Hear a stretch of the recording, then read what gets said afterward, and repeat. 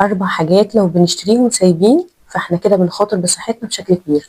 أول حاجة سائل تنظيف الأطباق السايب، لو بنشتريه سايب من مصادر مجهولة ففي احتمال كبير جدا يكون محتوي على صودا كاوية وعلى مواد كيميائية ممنوع تداولها، غير ان احنا مهما شطفناه بالمية بيسيب رواسب حتى لو مش ظاهرة بالنسبة لنا على الأطباق والمواعين، وبالتالي الحاجات دي بتختلط بعد كده بالأكل اللي احنا بناكله.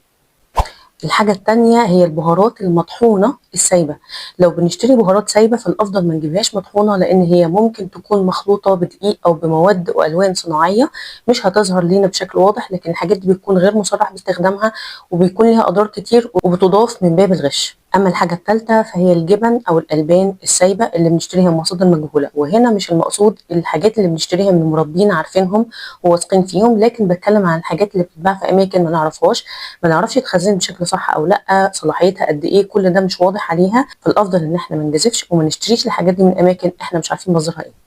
اما الحاجه الرابعه فهي الملح السايب اللي احيان كتير جدا بيكون مخلوط بملح صناعي مش مخصص اصلا للاكل، ما بيحتويش على اي نسبه من اليود اللي محتاجينه ضروري جدا عشان يحافظ على صحه الغده الدرقيه.